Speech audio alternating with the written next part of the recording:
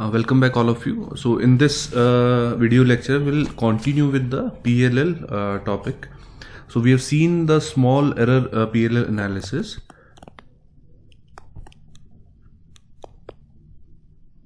This small error analysis of PLL is quite important to get a better insight of the PLL working. And if we analyze if we further analyze this small error PLL analysis, we can see that the PLL circuit can be minimized or can be approximated to as a filter with input theta is, output theta naught s rather, and the transfer function is a k hs divided by s plus a k hs. We have seen this analysis in the previous video lecture. Now we'll continue from here itself. So assuming the free running frequency of VCO is one of the integral part of the PLL. So we assume that the free running frequency of VCO is omega c. Omega c is the free running frequency. Okay. So the incoming signal can be expressed as a sine omega ct plus theta it, where theta it is equivalent to omega naught minus omega c t plus phi naught. And further, if we represent this theta it expression in the s domain, we get theta is equal to omega naught minus omega c divided by s square. We are just taking the Laplace transform of the same divided by s. So now we consider a special case. Case that is the transfer function h of s is equal to 1, and substituting this in the equation number that we mentioned in the previous video lecture, that was theta es, that gives the expression of the output and the input of the equivalent PLL circuit. Theta es is equal to s divided by s plus a k hs into theta is. We substitute this approximation, or you can say assumption, that is h of s, the transfer function, is unity. We substitute in this expression, so we get theta es as equivalent to s divided by s plus a k. And if we substitute the expression of this theta is also from here, we substitute this theta is here, we get omega naught minus omega c divided by s square plus phi naught by s, right? Let us further simplify it and take the reverse transform. So if we further simplify this, we get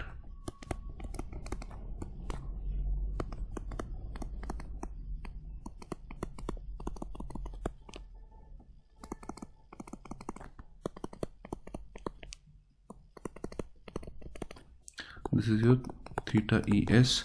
Now if we take the inverse Laplace transform of this, theta et can be simply written as omega naught minus omega c divided by a k into 1 minus e raised to power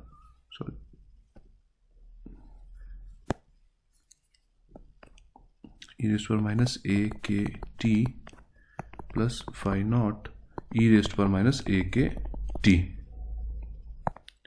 So this will be your error phase error for the scenario when h of s is equal to 1, or we can say it's a zero order PLL. When h of s is equal to 1, we can also call it a zero order PLL, and in this scenario, in this special case, we get the phase error as this theta et. And if we analyze this phase error at a time t is equal to infinity, if we analyze this phase error at time t is equal to infinity, that is steady state phase error, we see that the resultant is omega naught minus omega c divided by ak, which is completely a constant entity. Hence we can say that after the transient dies, that means at the steady state, after we can make a conclusion from this expression that once the transient dies, after the transient dies at the steady state, the phase error maintains a constant value. The phase error which is theta e, it maintains a constant value, which is this value omega naught minus omega c divided by ak. This means the PLL frequency eventually equals the incoming frequency omega naught. This is the incoming frequency and omega c is the PLL free running frequency. So we can say that at steady state the two frequencies are eventually equal. There is however a constant phase error between the two incoming signals. Alright, so this is the scenario for the zero order PLL circuit. Okay, yeah, please make a small correction over here. It's not zero, rather it's first order. We can see this equation in the S domain, it is of first order, sorry. So this is the first order, not the zeroth order. And similarly, if we analyze the entire PLL operation for the second order PLL, for the scenario of second order PLL, and let's have the small error analysis for the same second order PLL. For second order PLL, h of s will be equal to s plus a divided by s. So this theta es will be now equal to s plus ak hs into theta is. We'll use the same expression as we did in the previous case. And now let's make the substitution. Substitute hs in this equation and as well as this theta is. So this theta es is now equivalent to s square divided by s square plus ak s plus a into omega naught minus omega c divided by s square plus phi naught by s. Now this is the phase error in the case of the second order PLL. Now if we analyze the same phase error at time t is equal to infinity or at the steady state, let us do that. Limit theta e s t, sorry,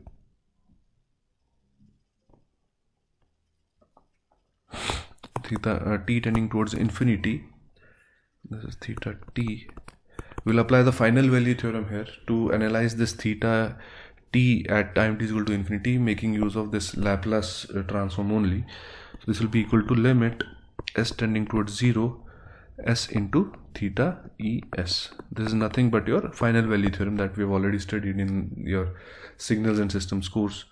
So if we analyze this expression, limit s into theta es, substituting theta es from here, we'll see this comes out to be 0.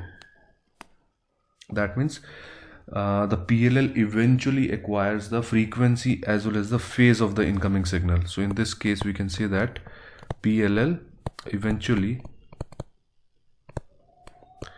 acquires the frequency as well as the phase of incoming signal.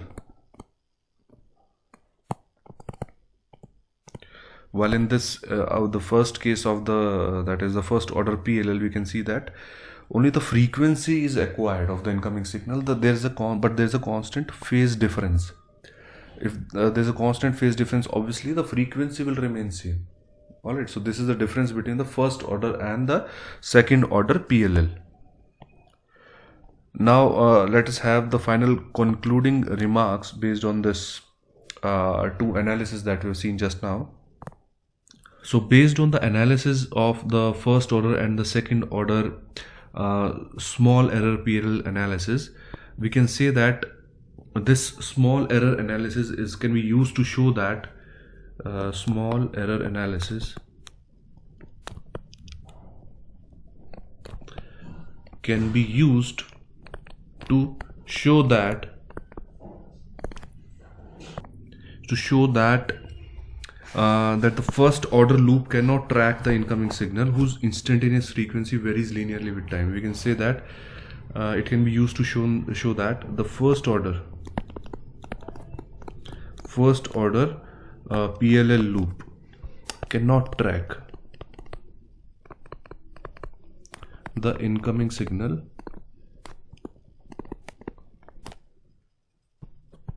whose instantaneous frequency varies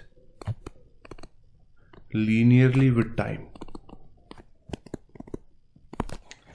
Moreover, such signal can be tracked with a constant you can say phase error by using a second order loop. We can say that such signal can be tracked using a constant phase error by second order PLL. So with the help of second order PLL, we can track the signal with a constant phase error, as we have seen in the previous analysis. And if we further higher the order, that is, if we go for the third order loop, we can say that it can track using zero phase error. As we increase the order of the loop, we can say the precision of tracking also goes on increasing. That is the final takeaway from this analysis, that as we go on increasing the order of the PLL, the precision of the tracking that improves. Now let us analyze the, you can say, generalization of PLL behavior that is valid for all the different types of PLL loops.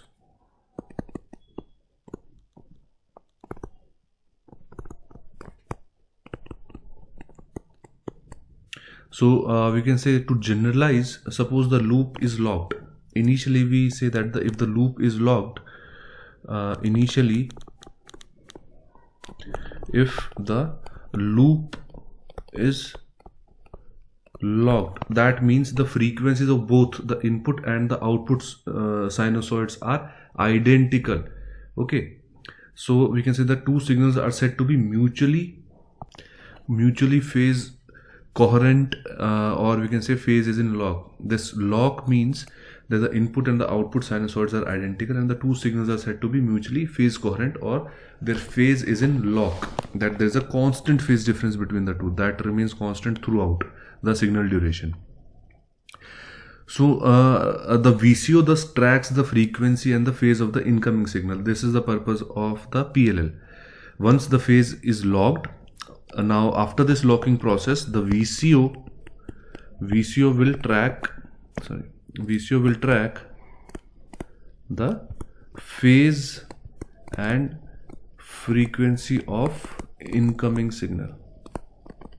This is the purpose of the PLL. Okay, and a PLL can so this VCO, which is the integral part of PLL, it can track the incoming frequency over a finite range of frequency shift only. Now let's say the free running frequency initially is, let's say, 2 kilohertz. This is the free running frequency of VCO, and the input signal is, let's say, also 2 kilohertz. This is the input signal. Okay, so let's say this is the output signal or the free running frequency of VCO, and this is the input signal. So initially, let's say if the circuit is locked, the two frequencies are same, or it's able to track the frequency, right? Now if there's a variation in the input signal frequency, that is, now the input signal frequency becomes 2.1 kilohertz, again the feedback loop will become active, and it will again track back the this input signal frequency and the VCO. Let's say if this is the new input signal frequency, so the VCO frequency will also be tracked to this 2.1 kilohertz. Similarly, if again this input signal changes to, let's say, 2.2, so this VCO will also change to 2.2. But there's a limitation to it. It can track this input signal frequency over a certain finite range of frequency. That range is known as lock range. That is known as lock range. So we can define the lock range, that It is the finite range of frequency shift which can be tracked by the PLL once the circuit is locked. It is the finite frequency range which can be tracked, which can be tracked by PLL once the circuit is locked. Alright. Similarly, we have another important parameter for PLL, which is the capture range.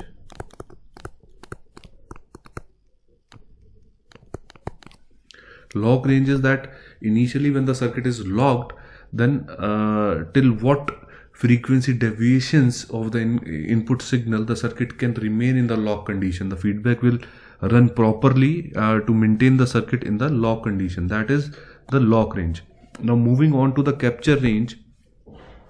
Let's say if initially the input and the output frequencies are not close enough, so the loop may not acquire the lock. So the frequency range over which the input will cause the loop to lock is called as capture range. It is the frequency range over which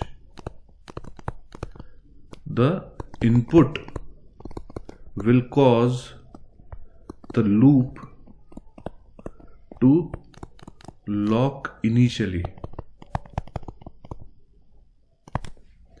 So this is how we can define the lock range and the capture range. Lock range is when the loop is locked, so till what frequency deviations of input signal it will remain in the lock condition. That is your lock range.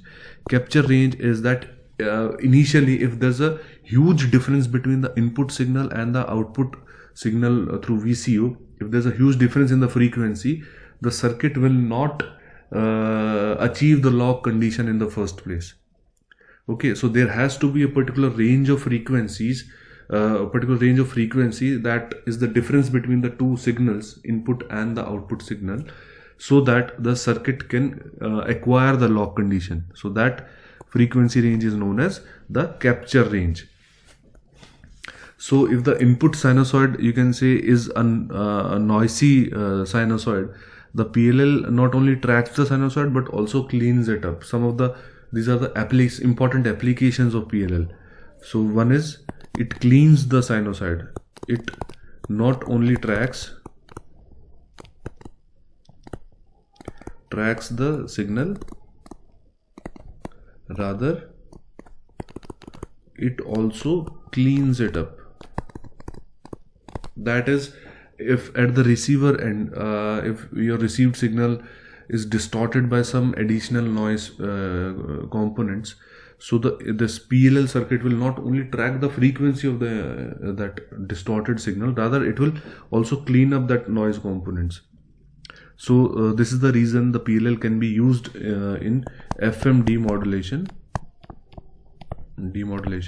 and also as frequency synthesizer. Okay. And frequency multipliers, dividers can also be built using PLLs. So frequency dividers, or you can say multipliers, these can also be constructed using the PLL.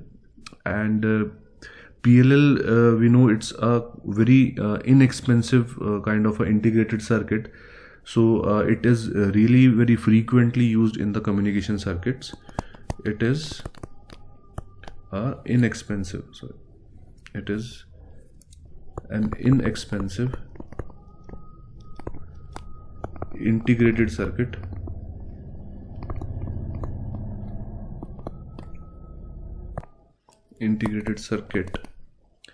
So this is the reason it is frequently used